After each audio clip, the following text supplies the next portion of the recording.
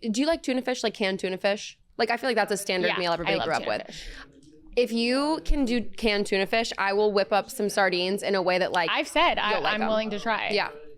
And you know what's the best part about them is if you put enough stuff on them, you actually can't taste it at all. I feel like my issue with fish has always been I don't like the fishy taste of stuff. You know what I mean? Like, I don't like a fishy aftertaste. But I feel like if it's good stuff, it shouldn't taste like some fish obviously taste more fishy than others. Yeah. But I also think the Fishwife brand, which is like the popular one right now, it's definitely more expensive. It's like the best flavors too. Like, it almost doesn't, like, I've been eating some weird sardines, you know? So if you can do the Fishwife. Yeah. Don't they have the bones in them, you guys? Yes. We can't, actually, I can't talk about it. But they're mushy, and so you just mush them all together. And you season them really well. There's no like eyeballs or anything. There are eyeballs. In some, but we don't tell her that. I can't even hear about it. We just can't get it. What if I told you that if you had one sardine a day, you would look 30 forever? Would you do it? Yes. Yes. Yeah, exactly. Is there science behind it that can tell me that? Actually, there is. And let me talk to you about it right now. Welcome back to the And Also podcast with your hosts, Sheyda Fasari, Madeline Guiney, and Summery Dean. So grab a drink and get cozy. You have now entered the group chat.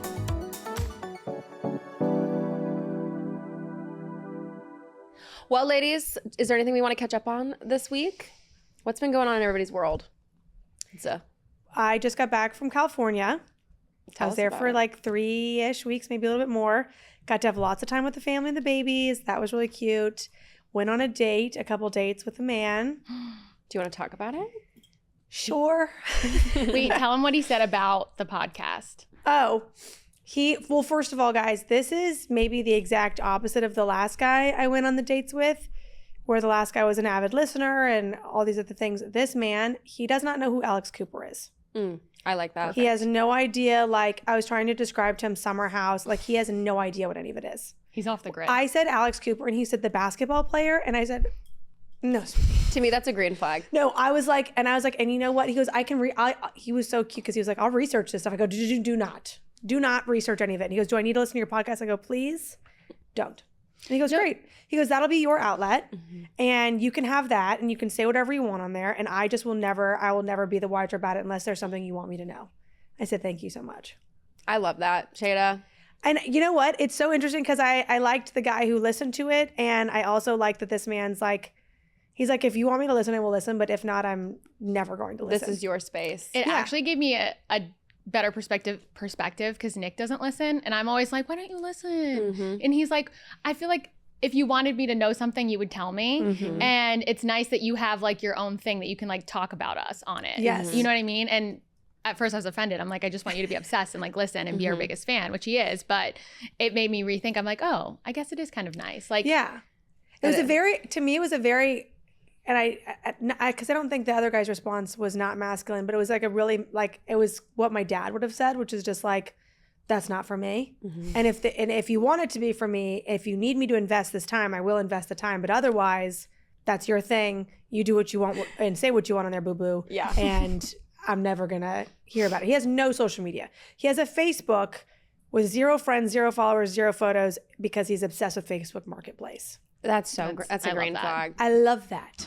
But his response being like Alex Cooper is a basketball player, I was like, okay. That's endearing. This is great. Vegas Man also doesn't listen, which I also love. Kind of the same gist of like, that's your thing. I don't need to know. But I did screen record our turkey conversation from a couple episodes ago, and I sent it to him. And he's like, oh hell yeah. Yeah. So, anyways, it was great. We went on actually 4 dates. That's crazy. And it was really nice. And he's very smart. He's very driven. He has a really cute 4-month-old puppy. And he seems very kind and very genuine, and we will see. So something you told us, and I hope I can say this, was like you didn't feel like he was necessarily your type right away. Yes, and I told him that. What made you want to go out with him in the first place? His response to my Hinge prompt. So I'll actually read it to you because I think it's that good. I had like serious responses on my Hinge for a long time, and then recently I changed it. It's too serious, and if you want to actually know something about me, like you'll figure it out. Oh, so he said to me, my prompt was dating me is like, and I said running through a minefield. And he said I would happily crawl through a minefield every morning before you wake up if I got to date you. Also, something stupid, but like that one sentence, I was like, And that's how they should view it. I was like, good to know. Good to know. And so I responded to that. And then within like 4 or 5 messages, he asked for my phone number and he was like making fun of something I said. And then he called me immediately. And he was like, okay, well, you seem chill. Like, let's go on a date next week.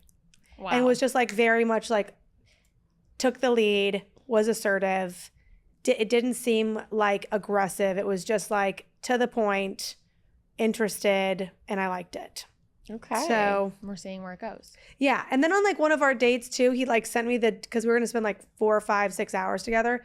He like sent me the itinerary, like a suggested like outfit situation, and was like, I loved that. I'm like, this is great. You can take the wheel. I love Take when the I wheel. love when they do that. It's incredible. It was when the they do that. best. There's nothing better. We love when men take the wheel. Yes. I'm like, I just like sat back and I was like, I said, usually I have control issues. And he goes, oh, do you need me to like, and I go, no. I was like, no. Yeah. You've proved your competency and I would like you to stay exactly where you are, sir. Control issues happen because you don't trust the other person to take control. Yes. And there is something that is so nice when you can release that control and just be like, wait, I actually trust this person that they're going to do what they said they're going to do in a like capable manner. On our 3rd date, by the way, he had bought a box of chocolates because he knew I like to snack on dark chocolate. So he had a box of dark chocolate in the freezer. He said it's my fault because since I left and I only had 1 chocolate, he's ate the entire box. But it was a really sweet gesture. That is really sweet. So California was a win. California was a win. My little niece and nephew are the cutest things on planet Earth. We got a nice boat day in. Other than that, we did Bottle Rock. That was fun. Kyle and Sophia came out to visit for a while. Kyle was there for like 10 days. Soph was there for like 2 of the 3 something weeks. It was good. That's amazing. So that's my update. Madeline, you got anything for us? I don't know. I feel like I have short-term memory loss and like I need to like think before we sit down of like, oh, what have I been doing the past 3 weeks? Or what have I been doing? Because otherwise I just, I had a wedding. Okay. I went to a wedding. It was lovely. Was it the one I was at with you? Yeah. What wedding did you guys go to? The Taylor. photos that you posted everywhere? Yes. Yeah. Was somebody really jealous? Shocking. Yeah. Really shocking. I will say this. So Madeline was a bridesmaid, and so Nick and I drove to the wedding together. So we had a lot of like good, like I haven't spent that much time alone with Nick, like maybe ever, but it was great. And so we're sitting next to each other during the ceremony, and then all the bridesmaids start walking down, and Madeline walks out. She's had her hair and makeup done, and I like gasp, and Nick leans over and goes, "She looks so fucking hot." Like he was like, I mean, you looked stunning, and it was such a fun wedding, obviously. But It was. Yeah, it was a great time. What can I say? God, that's so nice. Well, my little update was at this wedding. Well, like, you know what I mean? Like years into a relationship and he's like, she's so fun. Yeah. Like, you know what I mean? He's like yearning. 100%. Years in. And he literally leaned over to. yeah, he had to like talk about it. He had to tell someone. Yeah, he had to tell somebody. He had to tell someone so his good. secret. So good. Wait, Sheyda, I saw a message pop up on the And Also account when I was holding the phone, and it said, "Are you guys effing kidding me?" And then I clicked on it, and it was the picture of them walking away. Was that like a, "Are you kidding me? Y'all are so cute," or "Are you kidding me? You posted this without me"? A lot of posting without me happened, and I was getting more and more triggered while I was away. It seemed like it seemed pretty really upset. targeted, to be honest with you, and I was getting upset. I was getting pissed off at my The friends. funny part about that is that you were quite literally on the other side of the country. So what the hell are we supposed to do? Not have friendship? They were like basically like making out in a photo that they posted together at the wedding, and then they were like holding each other while walking down the street. I was like, I don't know what the fuck you two think you're doing right now, but I'll be back. We had some good time together, but you were missed. But just What? you know, what'd you Don't say? say it like that. Quality time. Yeah. Quality. While at this wedding, I get a text from Vegas man, and he sends me like flight information because he was out of the country for work, and he was like, would this work for you? Like if I bought this flight, like would you work for me? And I go, yep. Yeah. And the flight was literally for the next day. So I flew to the city that he was in, and we spent like 4 days and like gallivanting around the city. It was his birthday. We went to a concert. We like hung out with his like coworkers and friends, and like it was so fun, you guys. Did like, you get him anything for his birthday? So I didn't know I was gonna see him on his birthday, but like the week prior we had seen each other, and I got him like a card and like his favorite candy, and like I printed out a picture of us and stuff. Like, yeah, That's so cute. I'm like not really a gift giver, but for some reason like I'm like remembering more things about him and like things that he like likes and stuff. So I don't know. I feel like even like I'm trying to be a little bit more like Thoughtful. cutesy in that regard, but. Guys, we had such a good time, like, like on our 4-day little trip. Like, I feel like we're just like really bonding. And So anyway, this weekend I'm going home to my hometown for one of my best friend's weddings, and he's coming with me. So wow. I already did a hometown date at his hometown, and now he's coming to my hometown, and we're staying at my parents' house. My mom and dad have been obnoxiously excited, like every day, like, would he like this? Should we do this? What do you think about this? It's like my mom's birthday, and like the entire day is revolved around him. Yeah, it's like, would he like this? I'm like, it's mom's birthday. Your mom's like, should we go turkey hunting? Yeah, literally. I bought a gun. Yeah. Mom is in like full camo when I get there. She's in like an orange hat. Yeah, she's camo like, fit. She's got a I shotgun. love Turkey's hat. Yeah. She's like, I've been taking lessons. Yeah. Anyway, but yeah, it's very it's going well in my corner of the world. So Love that. Incredible. thanks, guys. Thanks. Wow. Incredible. By the way, guys, speaking of weddings or like events, I know we've kind of like soft pitched our event, which we are still doing and is a big thing that we're working on. We actually think we're going to have it here at the studio, which is the Cast Collective. But you know, it's where we record, it's where we do everything.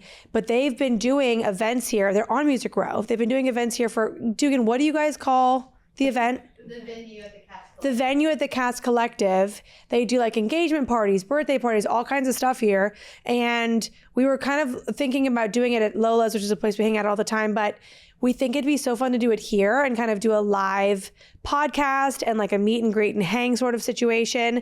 And I don't know why we didn't think of it before, because this place is, I mean, it's totally AV equipped. It's equipped for everything that you could possibly need. So I think we're going to carry on with our planning and have it here in the space because it is kind of perfect. It's like on Music Row, which is like the historical Music Row that everyone loves. So anyways, that's my note. That's our update for our live event. And also like this place is amazing. We love it. And we've been recording here for, God, we're coming on like 2 years. Almost 2 years. Guys. Well, it's so funny because people will ask me all the time, like, one, where do you record? And two, do you know of any spaces in Nashville that like we could do XYZ event? And I'm always like, the venue at Cast Collective. Like, yeah, it's rentable. It's like, easy. It's easy. It's right in the heart of everything. Like, that's where you want to do your stuff. It's perfect for everything. Oh, and also guys, I think we're going to have it catered by Bar Taco, which, as you know, It's our spot. It's our spot. Has been a sick addiction for us for well over a decade now. Yeah. I actually couldn't think of a perfect A place more to perfect host place. it. Yeah. No, they will be serving up margs. They might even have our boy Dylan, who is a manager, come up and give a margarita tutorial, which would be very poignant and important for our survival and our livelihood, just because that is what we've lived off of for many, many years now. Anyways, guys, so just that's my little small update, and I didn't mean to interrupt. Okay, so ladies, we have an interesting episode today. Madeline, do you want to like bring us in on this one? Because it kind of has to do with somebody that called in, wrote in. We ended up hopping on a phone call with this person, and we each kind of got the story. Correct. So do you want to like fill us in on what's going on here? Yes. So we had this fan call in. Cheryl is what we'll call her for anonymity. Anonymity. Anonymity. Anonymity. Anonymity. Anonymity. I swear I'm not fucking, like I thought that I was going to say it that time. Anonymity. No, We're close. Sheyda will say it. For anonymity purposes, we'll be calling her Cheryl. So Cheryl called us with this dilemma. And it's kind of a long story, but it really tied into the episode that we wanted to talk about today. And so I thought it was a perfect addition to kick the episode off with. So Cheryl told us that her and Dan, her significant other of 3 years, have been together, and they've had a pretty decent relationship for the past 3 years. There's some things in the beginning that gave her pause, but for the most part, they've been pretty good. And she told us that recently something happened that really has started to affect their relationship and has given her reason to consider leaving.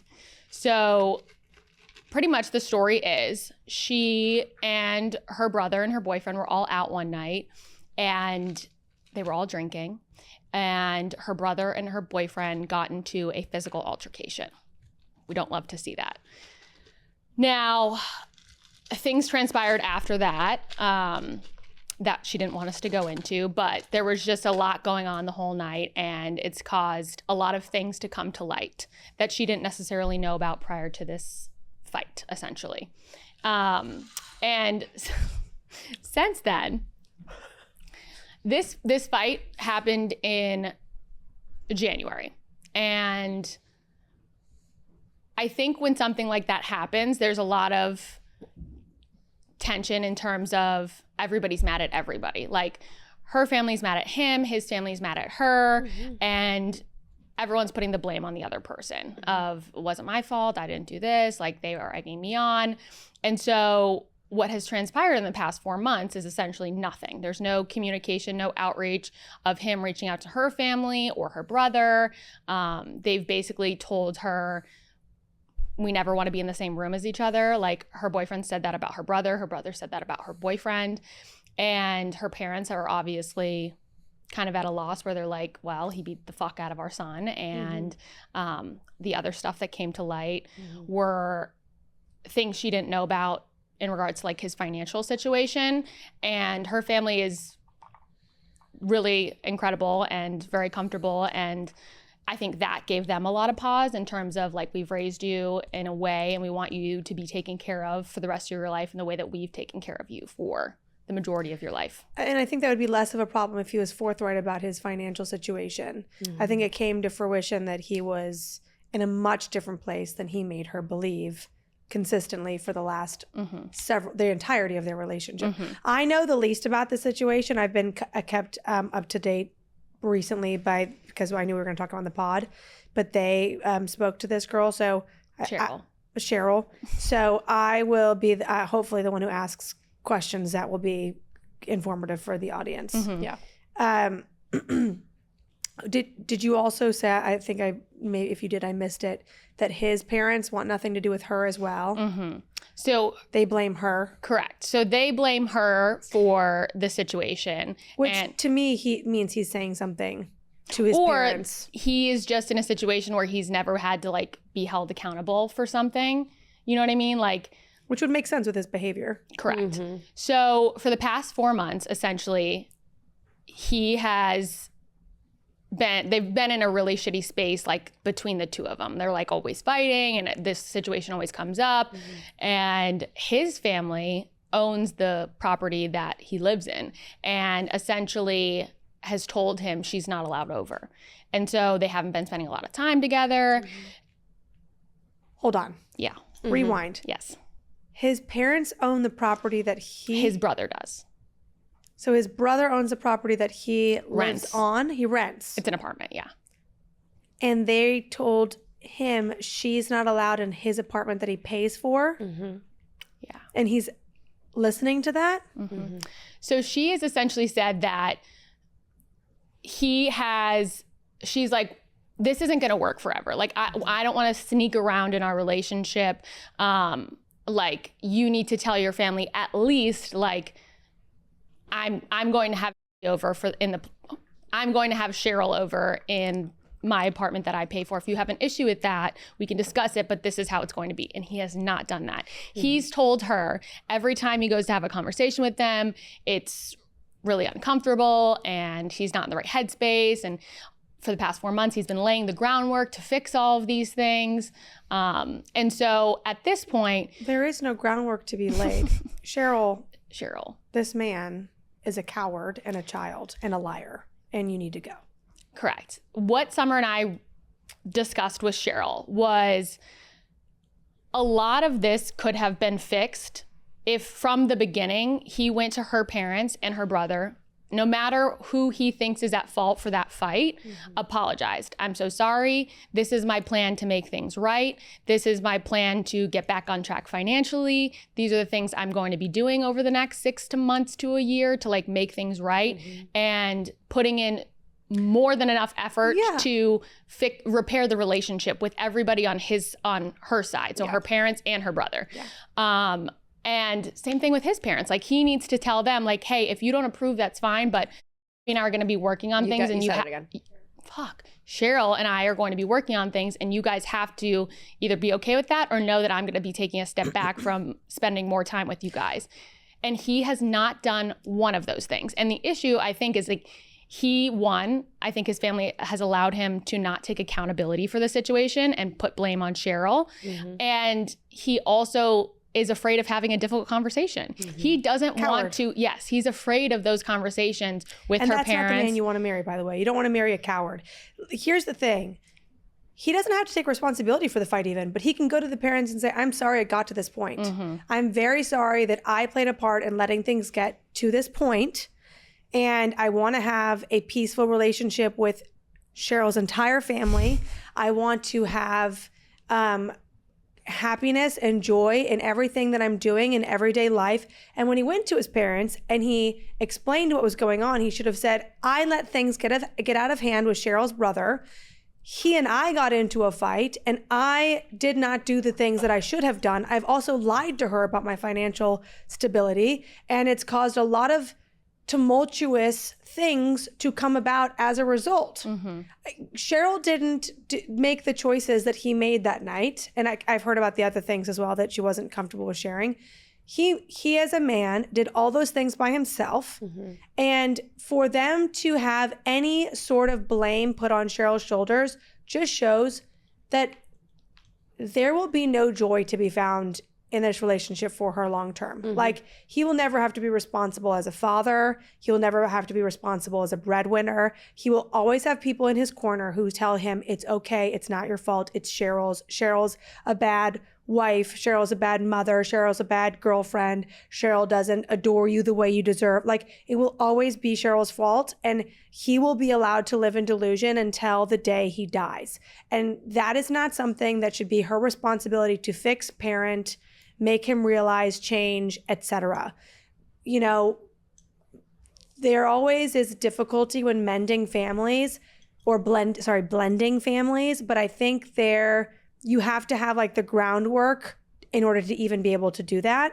That certainly is not coming on his end. And the fact that he's sitting there like a coward for 4 months going, I can't tell mommy you can't come to my house. Like, what are you talking about? I would have been like, it's cool that I'm moving out. Well, the saddest thing was on the phone, Cheryl had said, you know, she said, I feel like this is my fault. I feel like I should have never done X, Y, Z. No. And I said, Cheryl, none of this is your fault. Like, this is not your fault. These are two grown men that made decisions. My question for you guys, and maybe this is me reading into it, and this is also a sad thought. Yes, he's a coward, but do you think knowing what we know, like he's even wanting to progress in this relationship? Like, do you think he would even want to fix it? Like, my thing is, does he even want this relationship? Because in my mind, a man that wanted her would do anything. I was going to say, that's what I was going to say. To make it happen, to make it better. Because here's the thing, even if he wants it, he doesn't want it enough. Correct. He's not willing to put aside his discomfort of having those conversations and owning the things that he did, like literally the consequences of his own actions. He's not even willing to admit those.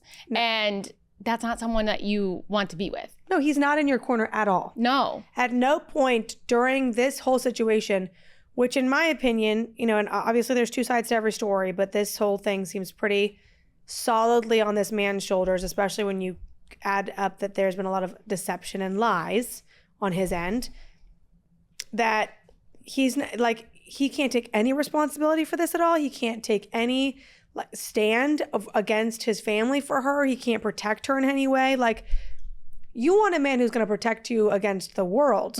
Like, and if he can't even protect you against the people in your guys' home, you're not safe, boo-boo, from anything. Because like at the end of the day, when you get married, you want that person to, it's like us against the world. And that world might include your family at one point. And you want them to know, like, I'm going to be on Cheryl's side no matter what comes at us, even if it's you guys, and like I'm going to stand by Cheryl. Yes. Well, that's the thing the other thing, thank you for reminding me. You're welcome.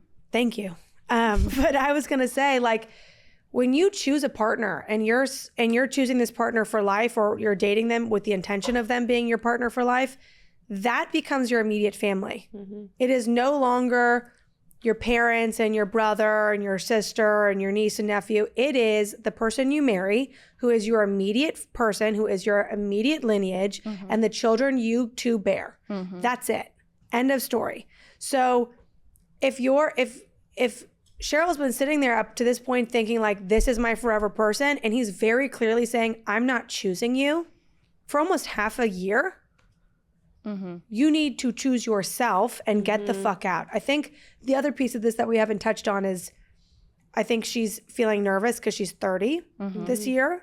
And she's feeling like she's invested 3 years into this person and is leaving the wrong decision because it makes these 3 years a sunk cost. Yeah. I think she really needs to change her mindset on that, because I think walking away from this and taking some time to reflect on herself and on the relationship and on the things that she loved and the things that she didn't, the things about herself she didn't like, it will only be something that makes her better and more prepared for the actual person that's going to actually choose Cheryl above all else and make her be the most important person in their world, which is what you hope, right? Like in partnership, it is myself and my partner. Those are my first two priorities. And when those two things are good, the rest of the world can be good around us, because we are a solid foundation for everything else.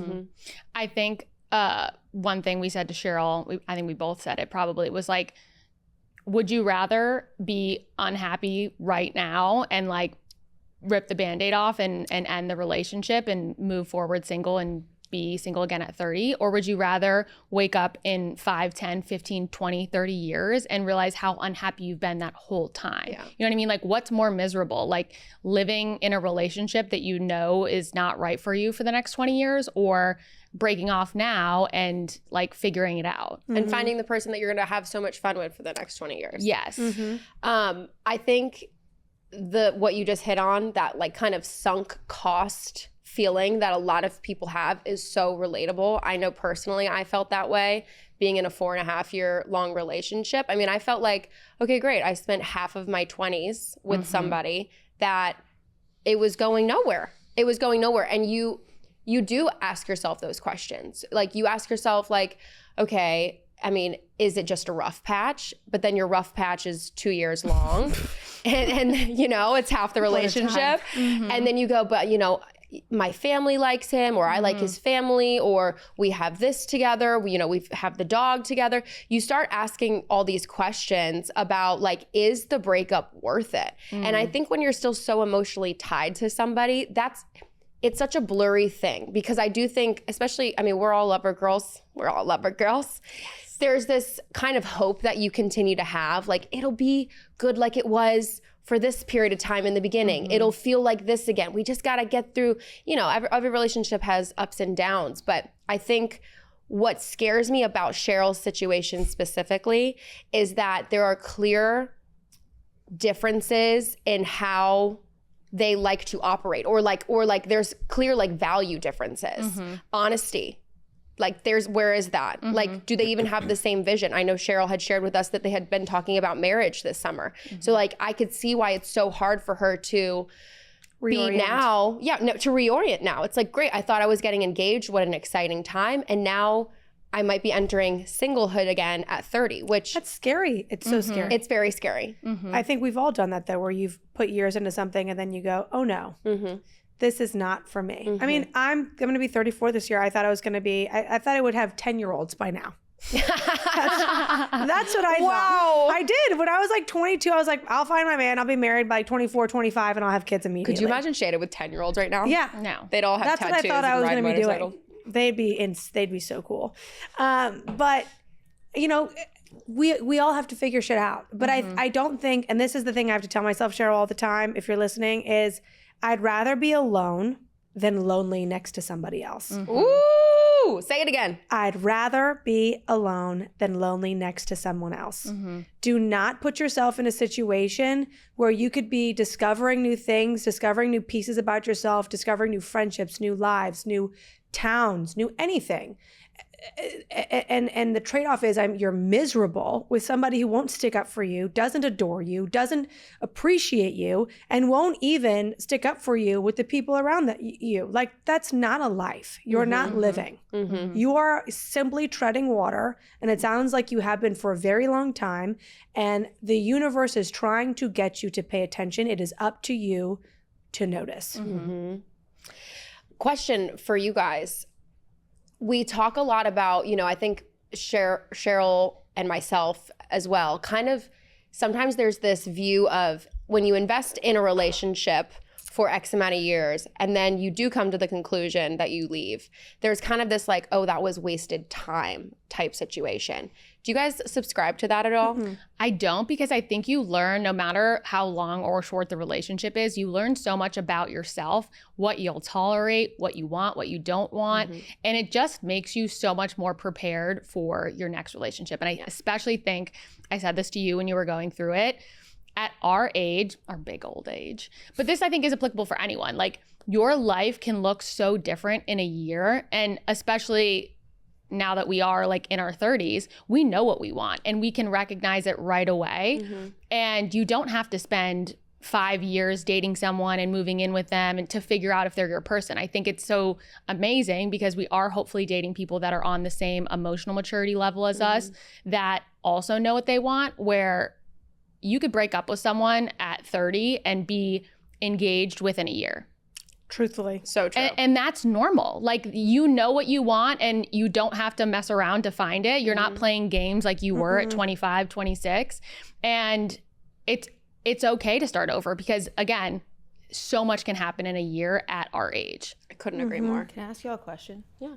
So, like, do you think that has more to do with like who you're dating and not finding the right person, or yourself? Like, I just had this conversation with one of my best friends who lives in New York. She had been in this on again, off again thing for like 8 years with a guy that was like back and forth between London and New York. And she always had questions about, was he dating other people? He would never be like totally exclusive. But she's like, it finally ended. And she was like, Dugan, I literally wasted 8 years. And I was like, I honestly don't know if I don't think you did. Because even though I dated like maybe 5 or 6 people in that period, I'm still in the same place, and I think it had a lot more to do with me than them. What do y'all think about that? I agree. I think that both of you touched on the idea that any experience is learning. Like, if you look at, and this is, I think it touches on, you're either a glass half full or a glass half empty person, which is, you could take this past 3 years or the past 8 years, or however long the relationship is, and say, well, I've wasted all this time. It's like, no, you learned about respect. You learned about love. You learned about how you want to receive love. You learned about how you give love. You learned about the things that make you reactive. You've matured and realized the things that you truly desire in a relationship. This person has starved you so much of this, and you realize that it's monumentally important for you, or that these things that you thought were important actually didn't matter at all long term. Whatever it is, I think if you are able to look at it with an open mind and positivity, even in the face of darkness, which is very hard to do, you're able to go, hey, I learned so much about myself. I learned how I am in a relationship. I learned what it is that I really desire. I learned how I am with partners, and I learned what it is I'm really looking for in a partner. You can really come out of that and go, I'm 1,000 times better for my real person. I'm 1,000 times more prepared for my real relationship. These are all practice relationships, and maybe I've got 1 or 2 more left in the chamber, but I'm more prepared. Yeah. And I do believe in timing, because like, I think there's so many relationships where, let's say she ended things with this 8-year situationship 4 years earlier, she might not have been ready to like meet the person that she was supposed to meet. Like, whoever she does end up with, if they had met like previously, they might not have been ready for each other. Couldn't agree more. And I do think that plays such a big role in the person that you meet. You're supposed to meet them at the time that you do. Yeah. I also think relationships have a unique way of showing you a mirror of yourself. And I think every time you go through a breakup or a situationship or whatever, like the situation is, you're with somebody and you're not, like, this is why I'm so excited for Cheryl. Like, I know that sounds maybe not good for her to hear, but I swear you quantum leap after you break up, because you just all the energy, all the anxious energy you've been pouring into this shitty situation, this shitty person, you now get to redirect, and all this energy now flows into you. And like you said, you're back in your hobbies and you're figuring out what you like. And like, now you have this like you have this 3-year situation where you're like, look at all this proof of like knowing myself more. And I love that for relationships, because they're such good mirrors. Just a little quick note of my own personal situation. At the end of my relationship last year, I vowed to myself that I was just gonna write down a long list of things that I wanted. I was like, I'm gonna make it long, I'm gonna make it weirdly niche to myself, and I'm just gonna throw these things down in my notes app, which if they ever got leaked, I'd be so sad. That's why I would betray you bitches anyway. She betrayed the So group chat I for write the down notes this app. long list, and I'm like, some of these things are just so weirdly niche to myself and whatever. And I feel like the person that I'm with checks like So many of them. so many of them. And it's so funny because you never know how it's going to happen or what the package is going to look like, that they present themselves in. You know what I'm saying? It's like you can't expect or not expect. You can't plan for those things. But it was funny because like I started dating him, and then suddenly I'm looking back at this list and I go, what the hell? Like I actually like manifested this like That's incredible. in a weird, crazy way. I also think it gave you a good guideline of like when you were dating, you're like, oh, maybe I'm into this person, maybe I'm not. Let me go look at my list. Yeah. You know what I mean? Like, let me see what boxes they actually check. Because Right. I think when you do start dating someone again, you can kind of get caught up in like their potential of it all. Of like, Pros. oh, like Girls often date potential over reality. Yeah. correct. And that's like such a good like beacon of, do I like this person or do I like their potential? Like, are they actually meeting the things that when I set out to meet someone, Yeah. the list I made when I was clear-minded and Yes. not like in a fog of I like this person and they're so nice and it's the first person I've met since whatever. And it also feeds your ego. It's nice to talk to someone when of you haven't been. course. It's Totally. nice when someone gives you attention and you haven't been getting it. It's fueling. Yes. Well, that's why You get confused. My biggest piece of advice for anybody that's about to go through a breakup or just broke up is make your list now, because you have all the things in your head that you're like, okay, these are the things I didn't like, these are the things I liked. If you are going through a breakup right now, or you are about to, write your list right now before you meet anybody, because it'll be so telling for you. Because I also think like even in the trenches of dating, you can kind of let those like boundaries fall a little bit. Where you're like, oh, well, like he meets half of it. You know what I mean? And you get a little sloppy with yourself because you just want to meet someone. Right. So it's a good beacon. Have you guys ever, do you guys know about, or have you studied ever, the Buddhist Wheel of Life? I feel like you've talked about it before. Tell me about it. I will. Okay. I actually have this hanging up in my music room back home in California. I got it in Nepal. It's just beautiful. Like it's like I don't know. It's like stitched. That's the wrong thing. It's like Embroidered? Embroidered. Okay. Thank you. And the idea is in Buddhism that you start out in the worst version of your life. Like you're like the poorest, the most downtrodden. Like it is your very first life is the hardest life. And as long as you learn lessons and like complete the tasks that your soul has been given or that you're supposed to learn spiritually, you can move on to the next life. And as each life that you have, because they believe in reincarnation, it gets better and better. And as long as you complete these things and learn these things, your soul is allowed to move on and experience the next best life. You'll stay there in that life over and over again until you learn what you're supposed to, and then your soul can move forward. And then the last life that your soul gets to experience is the best. And I like to think about that with relationships. Like the hope is, right, that you experience, I mean, And it is like when you think about your like 16-year-old self in the first relationship, it's a shit show. You have no idea what's going on. I've never been crazier. Yeah, you've never been crazier. You're never more emotional. You're never more out of place. You know, you think it's like, you're like, this is my one true love. And it's not, which is fine. You know, and then it's your very first relationship and you're 17 and it's 1 a.m. and you've stolen your parents' car all of a sudden. And now you're driving by his house late at night wondering what he's doing because he hasn't responded to the last 17 text messages you sent him in the last hour. And nobody understands. He's your husband. It's the love of your life. It's the greatest love of your life. You're already planning your 5 kids and you're naming them. You think Timmy, Tommy, Tammy, and Tutu.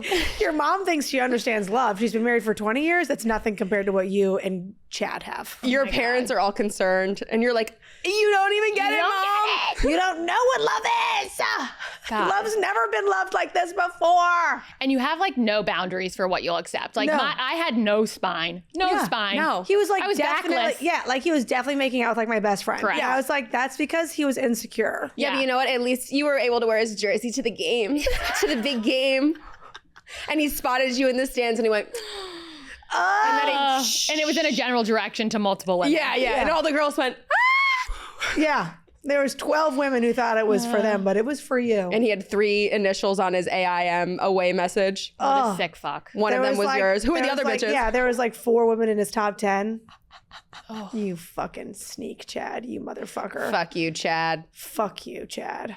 What a sicko. Off of your last point, though, I couldn't agree more. I think there's this like fear, and I could speak to that. There's this fear that like, you're like, what if I don't find somebody better? What if it doesn't get better than You this? can't live And like that. all I have to say is there's one coin. On one side is fear, on the other side is faith. And you just have to have faith that you deserve more. If you feel like you deserve more, you probably do.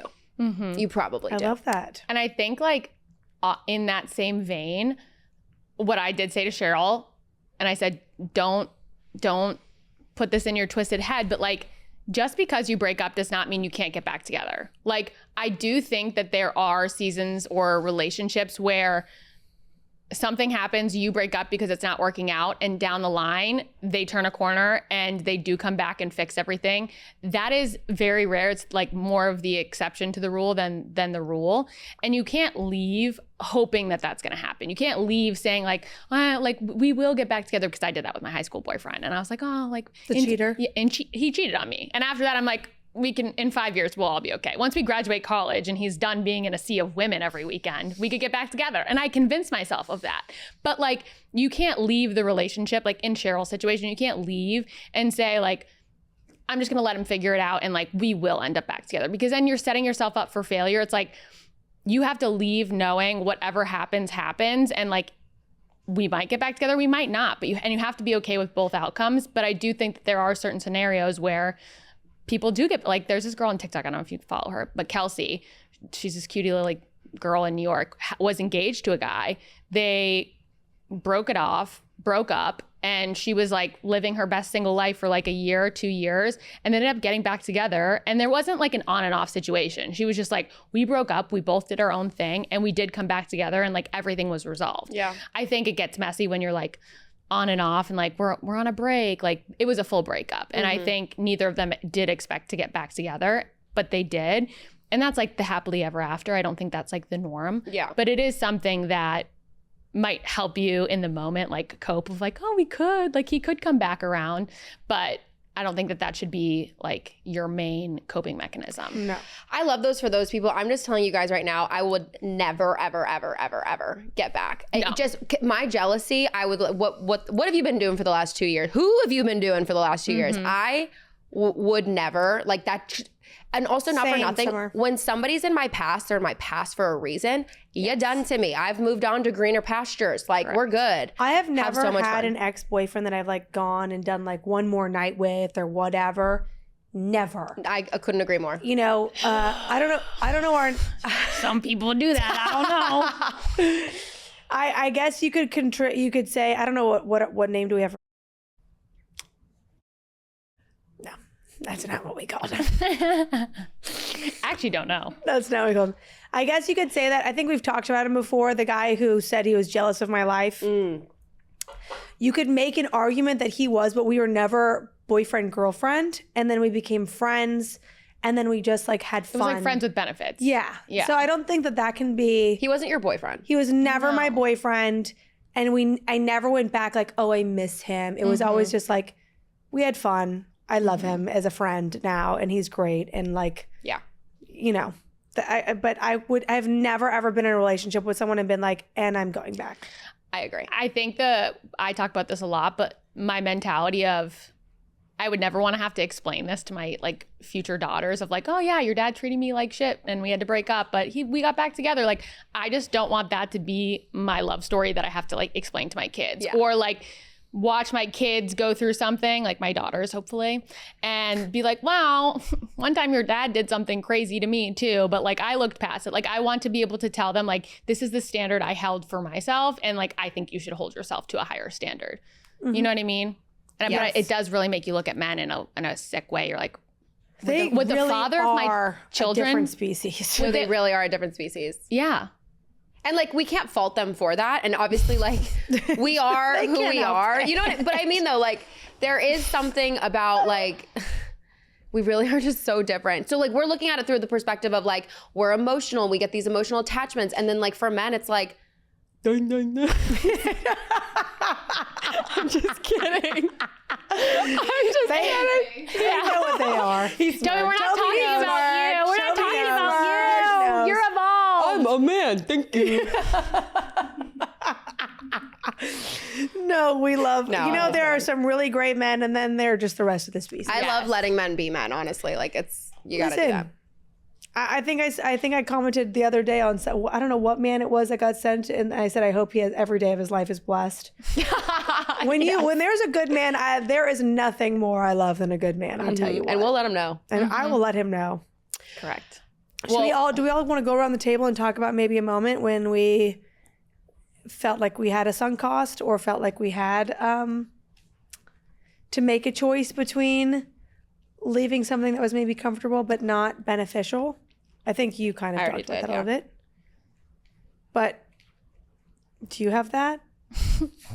Is there something you'd like me to reference? No, that was not.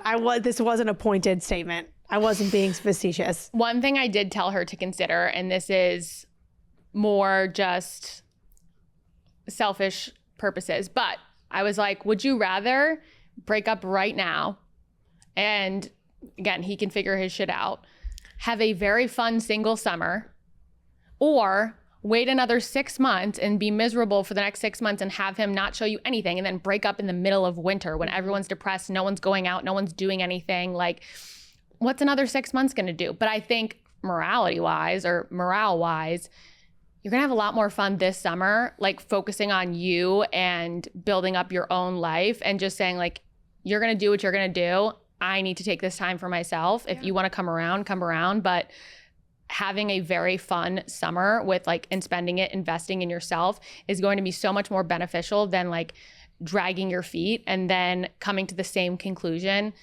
in the dark depths of a depressive winter. Okay, so we're talking seasons here. We're Correct. Like, go do it now. Why wait? Why delay? Go to Europe in the summer. Go shake your booty on a boat. Correct. I would support that. I think the sun would be good for you. Being alone in the winter. Yeah.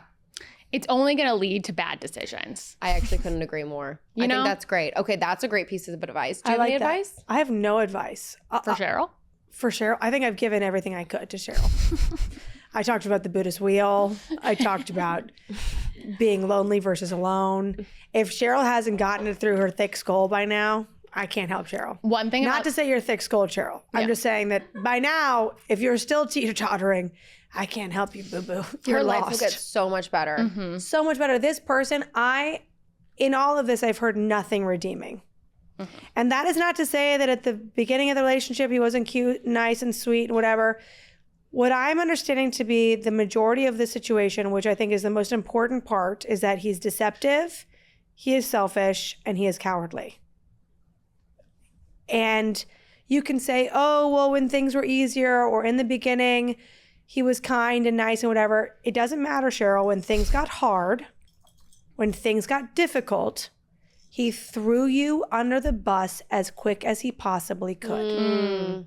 Yes, I actually discussed this with Cheryl in the sense that like you've been dating for 3 years and things have been good. This is the first time you've encountered like some sort of stressor of like, not only is it a financial stressor, but it's like involving all of your families, and you can really see how someone is going to behave. And that's why I think a lot of times when we're dating younger, like you do want to be with someone for a little bit because you want to see how they're going to react when the times get tough. Because it's great when there's nothing going wrong and your person is so fun to be around, but you also want to see them and how they behave when things aren't good and how they're going to support you or not support you. And in this case, you've really seen how he handles a stressful situation. Yeah. And that's like you just said. He chooses himself before you. Correct. Yeah, you know what? This actually situation hits on a couple things because we have the financial piece. So he was like, okay, so when financial strife happens, he hides it.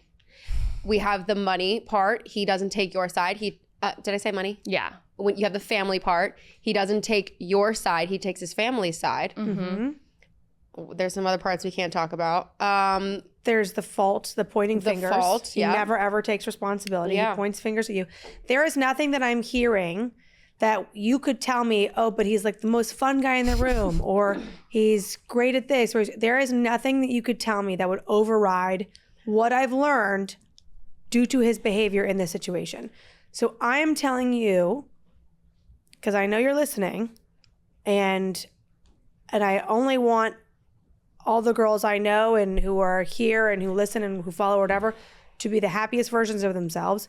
You are now being told point blank period, this person is not for you. It is up to you now to do the big girl thing. And that is very hard. And I think everyone wants to support you and help you in any way that we can, whatever that is.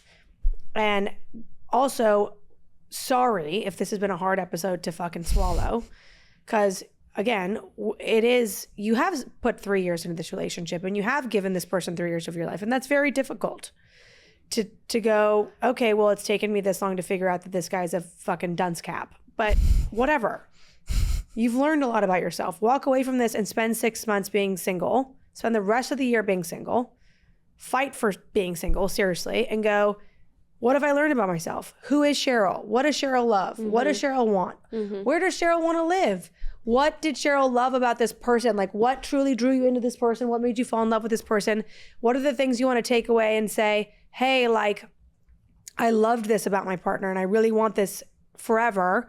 And these are the things I really liked about myself in this relationship. And these are the things that I can take responsibility for and say, I really allowed myself to lag in these departments. I really allowed myself to not be a partner in the way that I wanted to be with this person. And how can I do better about these things? Like, there's so much to be done in the next, what's left in this year? Where are we? Are we 5 months in? 6? June. So you got 6 months. You got 6 months to like actually become a better version of yourself and make the best out of the last 3 years, because it's not a sunk cost. You now have 6 months to say, now let's turn this into a lesson. Let's turn this into education. Let's turn this into betterment. And let's go into 2027 being the best Cheryl that's ever been, being the coolest Cheryl in the town. You know what I mean? Like, this is a shitty probably 50 minutes for you, but it's also, again, it's a half empty, half full situation. Are you getting enlightened right now? Are you sitting here going, wow, you're right, I can make myself better, I can do better, I can be happier? Or are you sitting here going, well, fuck, I'm so angry and fuck these girls for saying these things or whatever? Like, you know what I mean? Like, it's up to you. The end of this episode is an episode for us, but it's maybe the start of something awesome for you. Wow. That was good. That was good. I'm fired up. Cheryl, honey, we're here for you. We've been where you've been. And we think that this is the beginning of something really awesome if you let it be. Correct. Anyways, girls, boys, whoever's listening, we love you. We hope that you were entertained by today's episode. What is it you say, Summer? Like, follow, comment, subscribe. We are how many subscribers away? We're like 450 subscribers away on YouTube from being able to starting to monetize. We love doing this for you guys. We want to start to maybe make a penny or maybe a buck so that we can still do this, because you girls ain't just rolling in dough every day. I'm in my first Buddhist life. I'm still learning this lesson. We seriously though, we love you guys. We love doing this for you guys, and we love being here, and we love you. So see you next week. Bye. Bye.